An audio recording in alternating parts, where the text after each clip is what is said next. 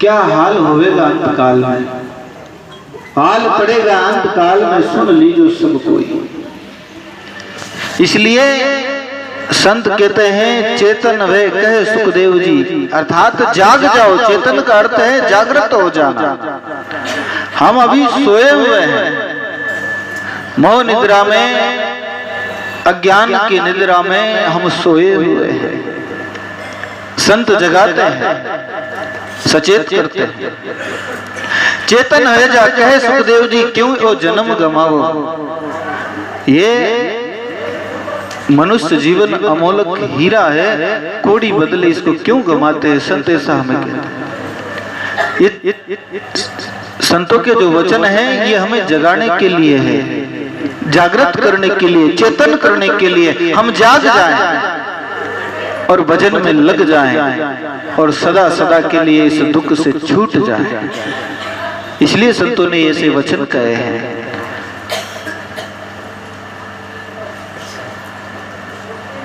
संतों ने कड़वे वचन भी कहे, मूर्ख मन राम विसार्यो। अरे मूर्ख, तूने राम जी को भुला दिया, विसार दिया।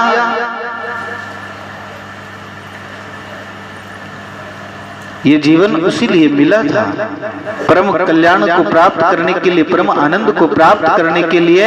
लेकिन हम जब तक उस आनंद को प्राप्त नहीं कर लेते तब तक हमें शांति नहीं मिलेगी। और संत इसलिए जगाते हैं, इसलिए जागना है। ये सत्संग इसीलिए होती है कि हम जाग जावे, चेत जावे, जागृत हो जावे, अपने आप में आ जावे, अपने को पहचान ले। जागृत कौन है? जो अपने को जान लेता है वही जागृत है, बाकी सब सोते हैं। सब सोता है, दरिया सोता सकल जग, जागत नाही कोई। अपने को पहचान लेवे, अपने को जान लेवे, वही जागृत है, जिसे पूर्ण जागृत कहते हैं। चेतन व्यक्ति और संत उसी चेतना को प्राप्त करने के लिए इशारा करते हैं। चेतन वेजा कहे सुखदेव जी, क्यों यो जन्म गमावो। ओ सुन जन्म अमोलक हीरो, नेड़ो निकट नहीं पाओ। क्योंकि अबार हाथों गियो प्रो जन पछे नहीं मिले। बाद में ये समय मिलने वाला नहीं है, बाद में ये अवसर मिलने वाला नहीं है। भटकत भटकत नीट मिल्यो है, मानव तन अवतारा। सुरपति देव सकल सो वंचे, मिले ने दूजी बार। देवता लोग इसके लिए याचना करते हैं कि हमें मनुष्य का शरीर मिल जावे, लेकिन नहीं मिलता है।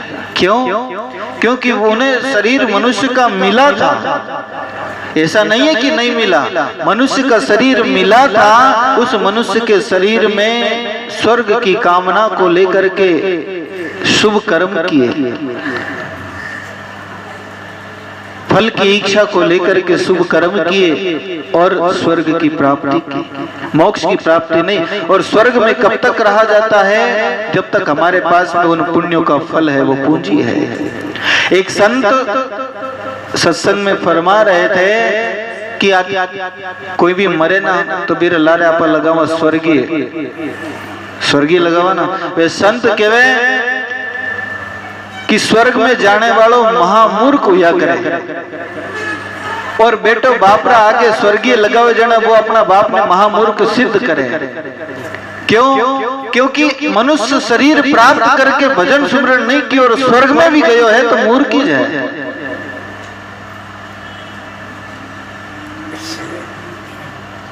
वेद में लिखा हुआ है कि जो स्वर्ग की कामना करके कार्य करता है, स्वर्ग प्राप्त करने की इच्छा लेकर के कोई कर्म करता है और इस मनुष्य शरीर को खोकर के स्वर्ग में जाता है, वह मूढ़मती है, मूर्ख है। और हमारी प्रथा है, कोई भी मरता बीर आगे लगाओ सर, बोले कटी गयो वे स्वर्गीय।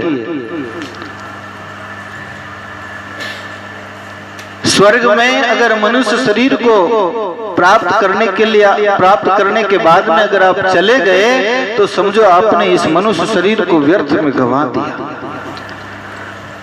व्यर्थ में गंवा दिया। क्योंकि वहां जो है, जो स्वर्ग में है, जिन्हें हम देवता कहते हैं, वो भी चाहते हैं कि हमें मनुष्य शरीर मिल जावे, क्योंकि उन्हें मिला था और मिलने के बाद में उन्होंने वो कार्य नहीं किया जो करना था। फिर पछताते हुए जाने के बाद में कि अब मनुष्य शरीर मिल जावे तो हम केवल भजन करें। परमात्मा से प्रार्थना करते हैं, प्रभु मानव तुम दीजो, हे भगवान हमें मनुष्य शरीर दो ताकि हम परमात्मा का भजन कर सके, आपका सुमरन भजन करके हमें जन्म मरण के चक्कर से छूट सके, परम आनंद को प्राप्त कर सके। लोग सोचे ना स्वर्ग के वे तो बड़ी स्वर्ग में बड़ो सुख वेला, बड़ो आनंद वेला स्वर्ग में, इन वास्ते तो स्वर्ग की कामना करे।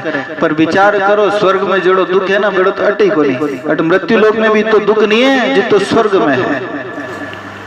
भोग विलास का साधन घना ही है, लेकिन दुख यहाँ से भी ज्यादा है।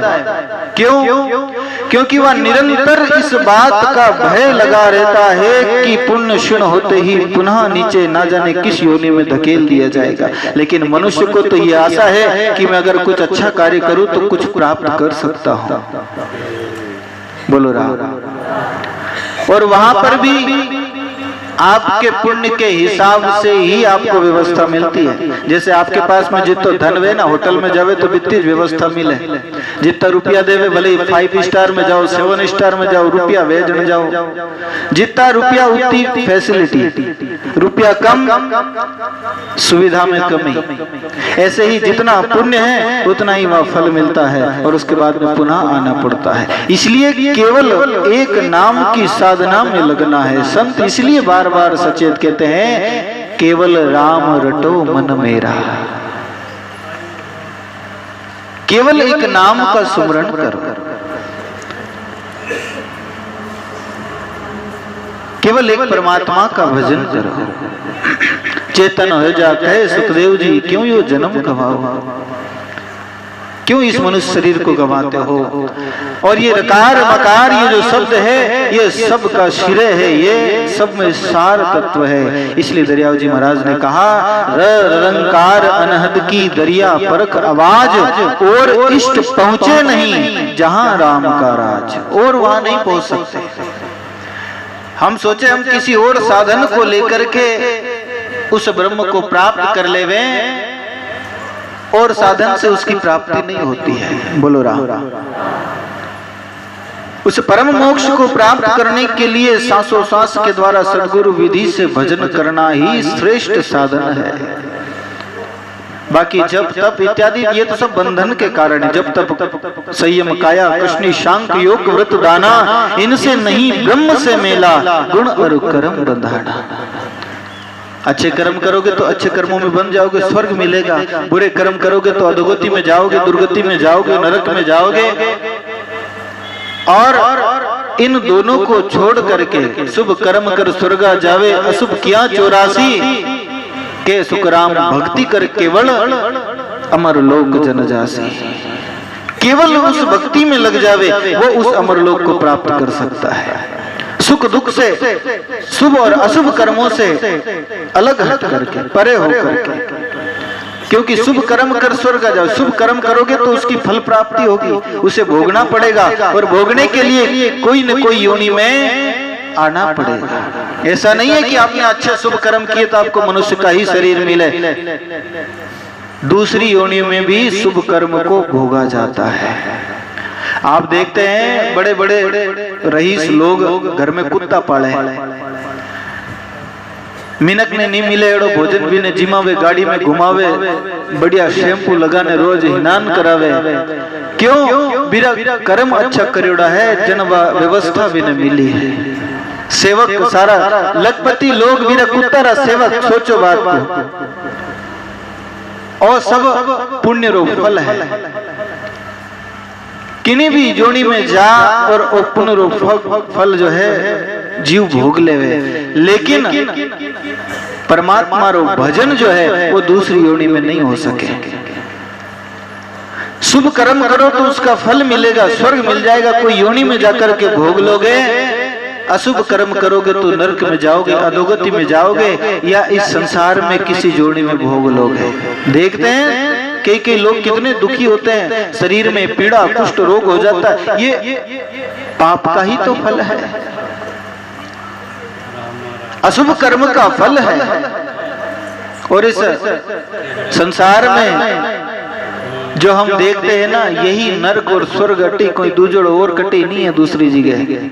अब जो कुत्तो सेठरा घरे गाड़ी घूमे बीरे लिए तो वो स्वर्गीज है। शुभ कर्म करके वो सुविधा मिली, वो फैसिलिटी मिली, तो उसके लिए वो स्वर्ग जैसी सुविधा है। पाप कर्म करके गंदी नाली का कीड़ा बन गया, शुक्र बन गया, उसके लिए वो नरक है।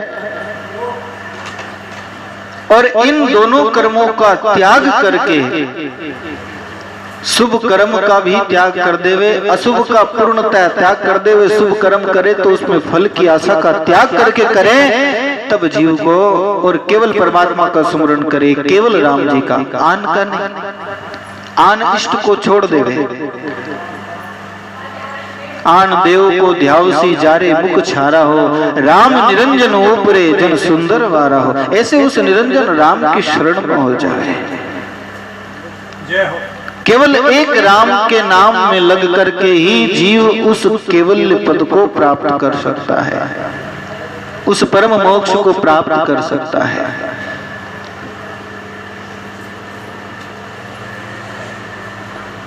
कबीरदास जी महाराज अपनी वाणी में कहते हैं, आन देव की सेव भलो नहीं जीव को।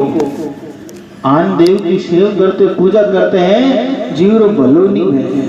आन देव की सेव भलो नहीं जीव को, कह कबीर संभाल बेटो निज पीव को। उस परमात्मा को प्राप्त करना है तो अपने आप को संभाल करके और सदगुरु विधि से नाम की साधना में लग, उस नाम को संभालो, उस नाम में लग जाओ। आन को छोड़ करके, आन उपाया त्याग करके हृदय धरो गुरु ज्ञान। आन सब उपाय है, उन सब को छोड़ करके अपने हृदय में गुरु महाराज के ज्ञान को धारण करो और एक इस निरंकार के सुमरण में लग जावे, तब वह परम मोक्ष मिलेगा, तब वह परम आनंद मिलेगा। इसलिए दरियाव जी महाराज ने इस साखी में कहा है, रंकार अनहद की दरिया परख आवाज। उस अनहद की आवाज को परख, उसको जान, उसको समझ, और इष्ट पहुंचे नहीं जहां राम का राज।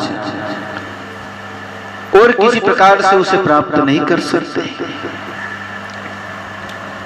और उदाहरण दिया है शिव ब्रह्मा और विष्णु का, यही उरे मंडाल, जन दरिया इनके परे निर्गुण का निशान। शिवलोक, ब्रह्मलोक, विष्णु लोक, ये साकारी मंडल माया है, ये सब साकार है, ये सब माया का अंग है। स्वर्ग अंत अंग माया का।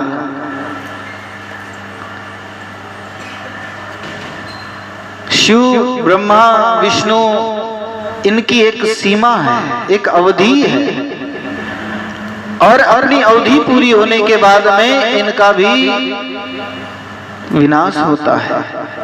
ये भी नष्ट होते हैं, ये भी नहीं रहते। शिव ब्रह्मा और विष्णु का यही उरे मंडान, ये ब्रह्म से पहले इधर है, उरे है, पहले है। ब्रह्म तक इनकी पहुंच नहीं। जो इनकी साधना भजन करता है वो पर ब्रह्म को प्राप्त नहीं कर सकता, वो परम केवल मोक्ष को प्राप्त नहीं कर सकता। जन दरिया इनके परे, इनसे आगे, इनको छोड़ करके निर्गुण का निशान, वहां से निर्गुण प्रारंभ होता है। कि सृष्टि के आदि में सर्वप्रथम त्रिदेवता है, सरगुण, विष्णु, ब्रह्मा और शिव। इनसे पहले निर्गुण था। अब उस निर्गुण में लगोगे तब उस परम मोक्ष को प्राप्त करोगे, तब परम कल्याण की प्राप्ति होगी।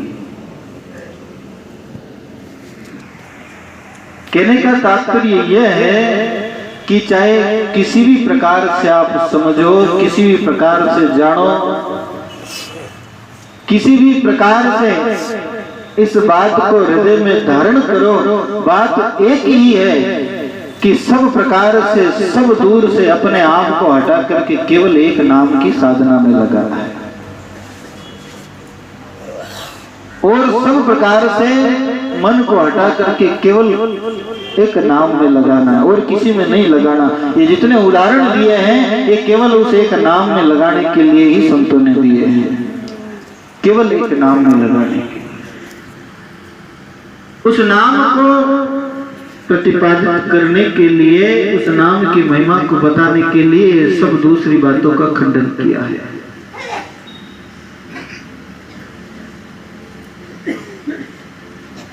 क्यों किया है?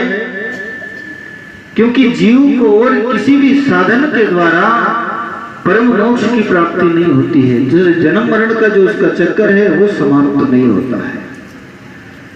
और ये मनुष्य जीवन केवल इसीलिए मिला है कि हम उस परम तत्व को प्राप्त कर ले रहे हैं, इसीलिए मनुष्य शरीर मिला है। आगे दरिया जी महाराज फरमाते हैं, दरिया देही गुरुमुखी अविनाशी की हाट, सन्मुख होए सौदा करे सहजा खुले कपाट।